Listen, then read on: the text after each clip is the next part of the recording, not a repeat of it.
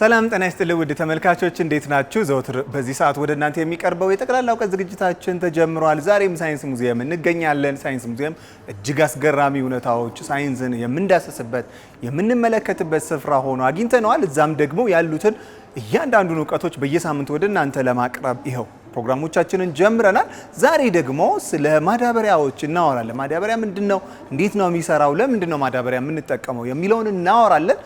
እንግዲህ እናንተ ደግሞ እነዚህን ጥያቄዎች መልሳችሁ እዚህ መታችሁ እንድትሳተፉ ያዝንላችሁን ጥያቄዎች እናቀርብና በቀጥታ ከስር መሰረቱ ጀምሮ ምንድነው ማዳበሪያ፣ እንዴት ነው የምንጠቀመው፣ ምንድነው የምናደርገው የሚለውን እየተመለከትን አብረን ቆይታ እናደርጋለን። የምንገኘው አሁን እጽዋቶች እንዴት ይበቅላሉ፣ እንዴት ነው ስራቸውን የሚሰሩት የሚለውን የምንመለከትበት ስፍራ ላይ ነው ያለነው። ጥያቄዎቹን ላስታውሳችሁና በቀጥታ ወደ ዛሬዎቹ ጉዳይ እንሄዳለን። የመጀመሪያው ጥያቄያችን የቅኔ ጥያቄያችን ነው። የሀገሬ ሰዎች ተበታተናችሁ ጣሊያን ሲመጣ ባንድ እንሁን አላችሁ።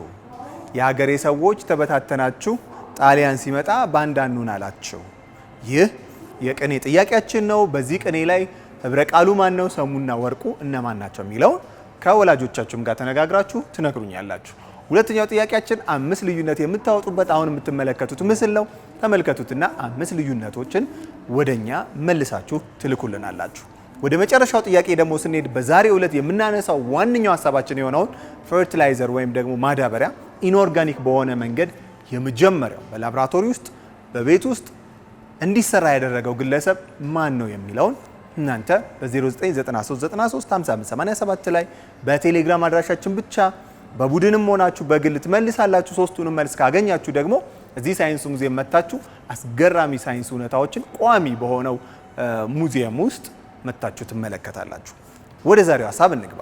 በመጀመሪያ ራሱ ፈርቲላይዘር ማለት ምንድን ነው የሚለው ነው ዋናው ሀሳብ የሚሆነው። ይህ ፈርቲላይዘር ወይም ደግሞ ማዳበሪያ የሚለው በሰው ልጆች ታሪክ ውስጥ ከጥንት ጀምሮ የምንጠቀመው አንድ እጽዋት የተሻለ ምርት እንዲያመርት እንዲሰራለን የምናደርግበት ትልቁ ምግባቸው ነው። ምግብ በሉት። የሰው ልጅ ካርቦሃይድሬት እንደሚያስፈልገው፣ ፋት እንደሚያስፈልገው፣ ሚነራል እንደሚያስፈልገው፣ ቫይታሚን እንደሚያስፈልገው ልክ እንደዛ እጽዋቶችም ደግሞ የራሳቸው የሆነ የሚያስፈልጓቸው ምግቦች አሉ።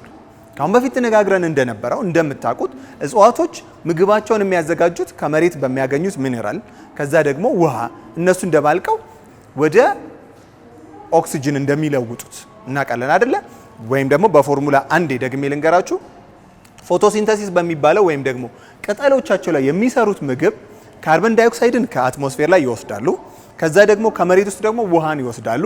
ውሃ ሲደመር ካርቦን ዳይኦክሳይድ ግሉኮስ ፕላስ ኦክሲጅንን ፎርም ያደርጋል ብለን ተነጋግረናል። እዚህ ፎርሙላ ውስጥ ግን ሁላችሁም እንደምታውቁት ሌላ ምንም የሚያስፈልግ ነገር የለም። ምክንያቱም ከታች ውሃ መስጠት እንችላለን፣ ከላይ ደግሞ ካርቦን ዳይኦክሳይድ አቬለብል ነው። ስለዚህ የምን ማዳበሪያ ነው? ምን ማለት ነው ማዳበሪያ የሚለው በጣም ዋነኛው ጥያቄ ሊነሳ የሚገባው ጉዳይ ነው። እጽዋቶች እንደምታውቁት አካባቢያችን ላይ የሚገኙትን በካይ አየር በተለይም ካርቦን ዳይኦክሳይድን ኤሚት በማድረግ ወይም ደግሞ በመውሰድ ወደ ውስጣቸው በማስገባት ሌላ ምግቦችን ወይም ደግሞ ኦክሲጅንን ፎርም እንደሚያደርጉ እናውቃለን። ለዚህም ነው ችግኝ መትከል አካባቢያችን ላይ ያለውን ብክለቶች፣ ምክንያቱም ካርቦን በባህሪው ሙቀትን የመፍጠር ኃይል ስላለው ሙቀትን የመሰብሰብ ኃይል ስላለው ያ ካርቦን በአትሞስፌር ውስጥ ከበዛ ሙቀትን ሪሊዝ እንዲሆን ያደርጋል። ስለዚህ ያንን እጽዋቶች ምን ያደርጋሉ? ወደ ውስጣቸው ያስገባሉ። እዚህ ውስጥ ግን እነዚህን ሁሉ ስናወራ ግን ምንም አይነት ሚኒራሎች ወይም ደግሞ ማዳበሪያዎች የምንላቸው ነገሮች የሉም። ስለዚህ እጽዋቶች ምንድን ነው የሚያደርጉበት፣ እንዴት ነው የሚያደርጉት የሚለው ዋነኛው ጉዳይ ነው። ወደዛ ከመሄዳችን በፊት ግን እነዚህ ፈርቲላይዘርስ ወይም ደግሞ ማዳበሪያዎች ማን ናቸው፣ በስንት ይከፈላሉ የሚለውን ለማየት እንሞክር። በ3 ይከፈላሉ። የመጀመሪያው ኦርጋኒክ ፈርቲላይዘር የሚባለው ነው። ይህ ኦርጋኒክ ፈርቲላይዘር እጽዋቶች ራሳቸው ያለማንም ሰው ሰራሽ ባልሆነ መንገድ ከመሬት የወዳደቁ ቅጠሎች ሊሆኑ ይችላሉ፣ ወይም ቤት ውስጥ ተጠቅመንባቸው የምንጥላቸው ወይም ለምሳሌ ሽንኩርት ተጠቀምን አይደለ?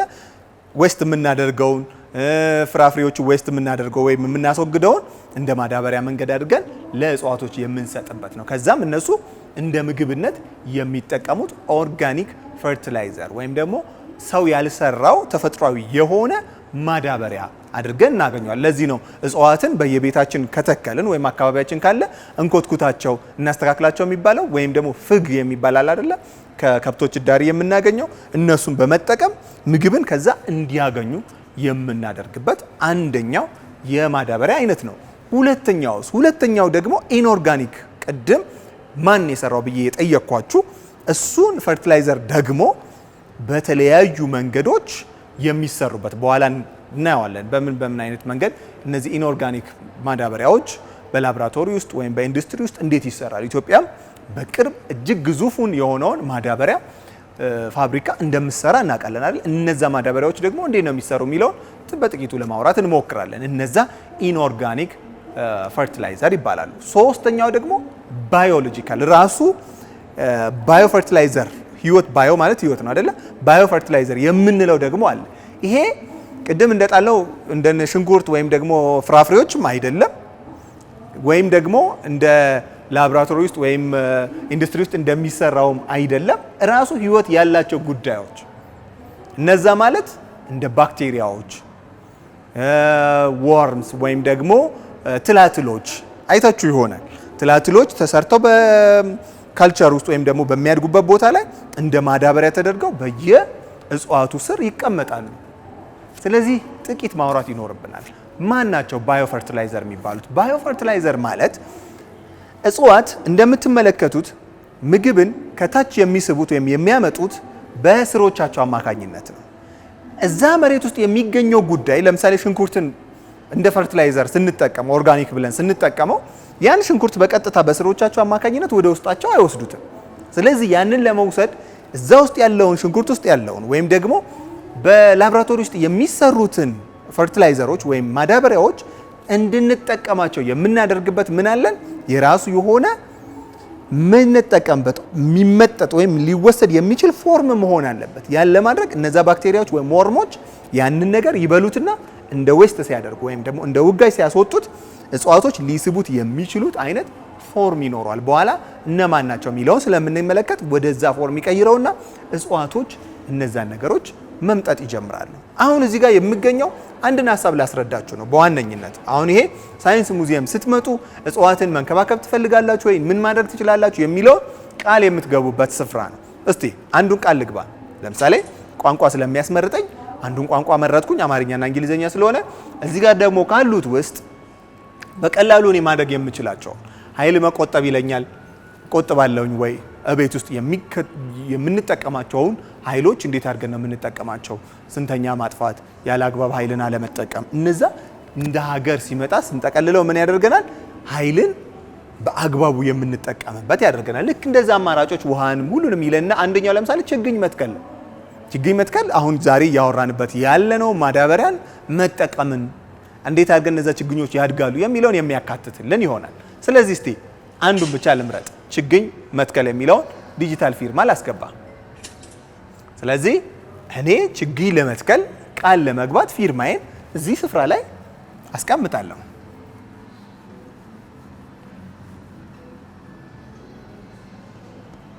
ይሄ የኔ ፊርማ ነው፣ ተስማምቻለሁ። ስለዚህ ይሄን ፊርማ ካሉት ቅጠሎች ውስጥ አንዱ ስፍራ ላይ አስቀመጥኩኝ ማለት ነው።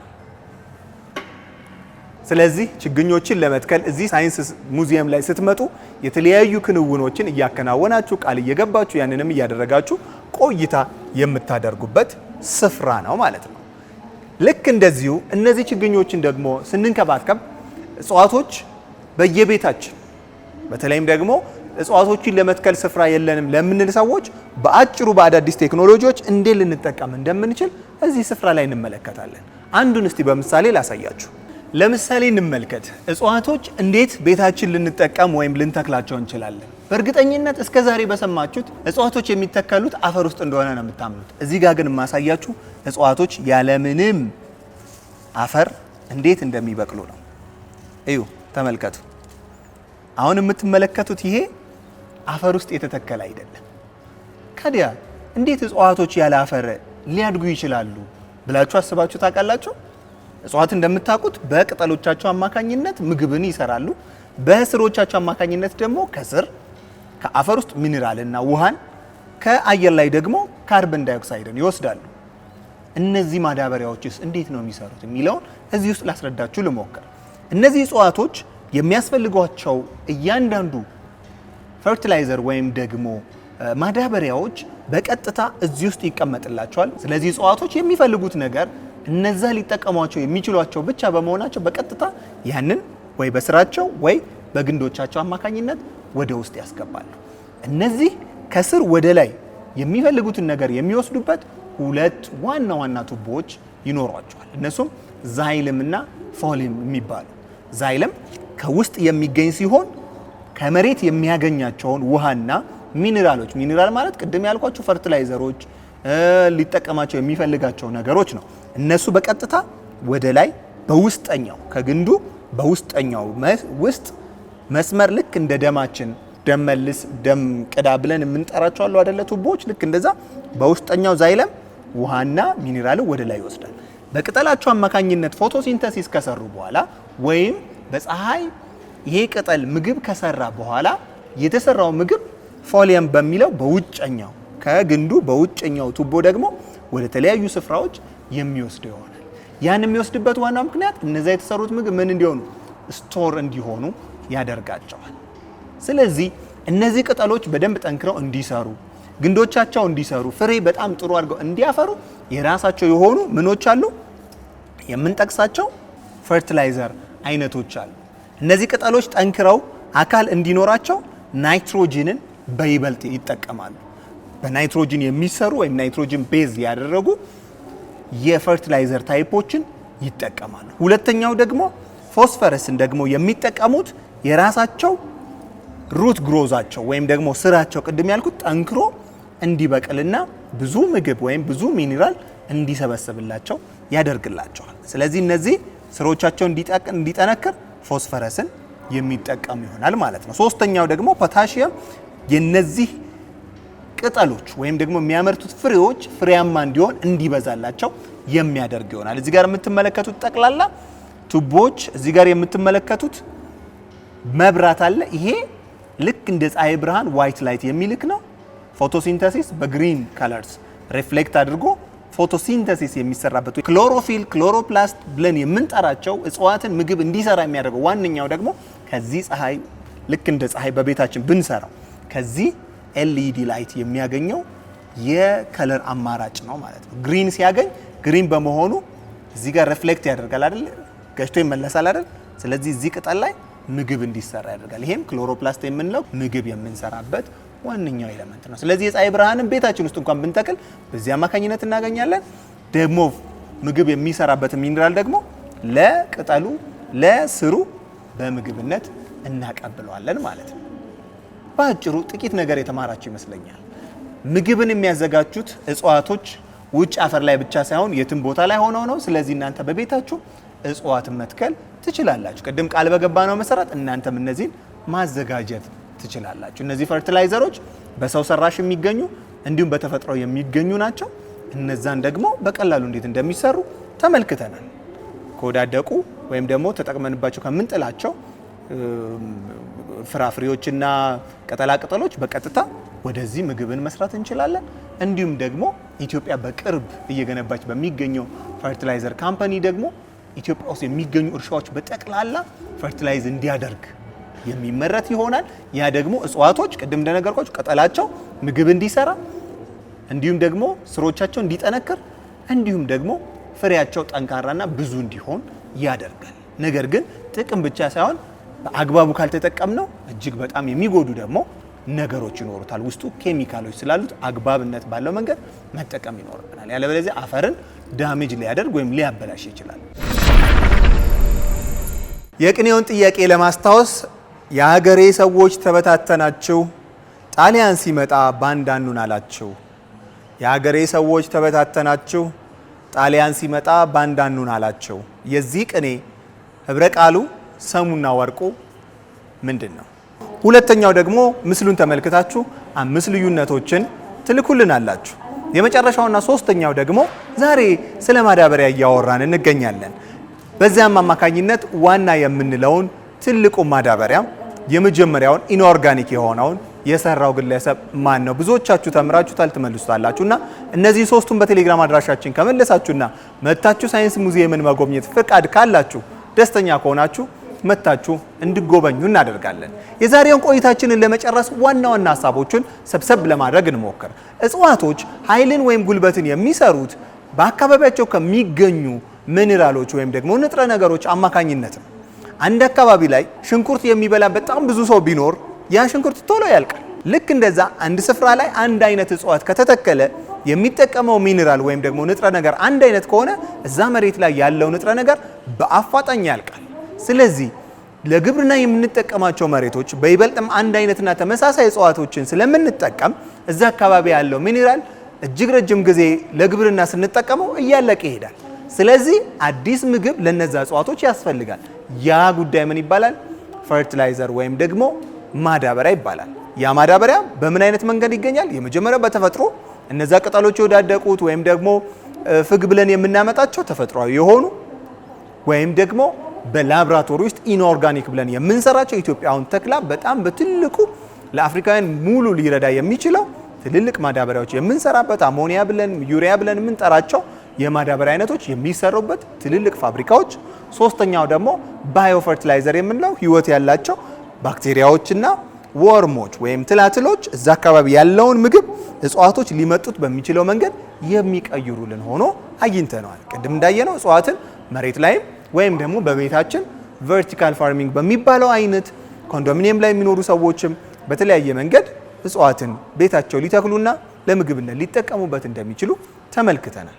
አሁን እየጨረስን ነው። ይህ ፈርቲላይዘር በአግባቡ ካልተጠቀም ነው በተለይም ደግሞ ውሃ ላይ ያ ኬሚካል እየበዛ ከሄደ ውሃን የማበላሸት ደግሞ አቅም ይኖረዋል። ስለዚህ በጥንቃቄ እነዛን ማዳበሪያዎች በመጠቀም እጽዋቶች እጅግ ብዙ እንዲያመርቱልን ማድረግ እንችላለን። ዛሬ ጥቂትም ቢሆን አዲስ እውቀት እንዳገኛችሁ እንተማመናለን። መልሶችን እየመለሳችሁ እዚህ ሳይንስ ሙዚየም መታችሁ መጎብኘት ትችላላችሁ። ከዛም ውጭ ሳይንስ ሙዚየም ከሰኞ እስከ ሰኞ ክፍት ስለሆነ መታችሁ ሳይንስን እንድትጨብጡት እንድትጎበኙት እንመክራችኋለን። ወላጆችን መርሳት የሌለባችሁ ይህ ስፍራ እጅግ ለልጆች አይምሯቸውን የሚያነቃቃ አዲስ ጥያቄ እንዲጠይቁ፣ እንዲፈላሰፉ፣ እንዲሞክሩ ስለሚያደርግ ልጆቻችሁን ይዛችሁ እዚህ ሳይንስ ሙዚየም ተገኙ። አብሬያችሁ የነበርኩት እኔ ወገን ክብራ ይለኝ በየሳምንቱ እየመጣው ከዚህ ሳይንስ ሙዚየም አዳዲስ እውቀቶችን ለእናንተ እያቀረብኩኝ ቆይታ አደርጋለሁ። እናንተም ለዚህ ለሰጣችሁን ጊዜ ከልብ እያመሰገንኩኝ እስከ ሳምንት ደህና ሁኑልኝ።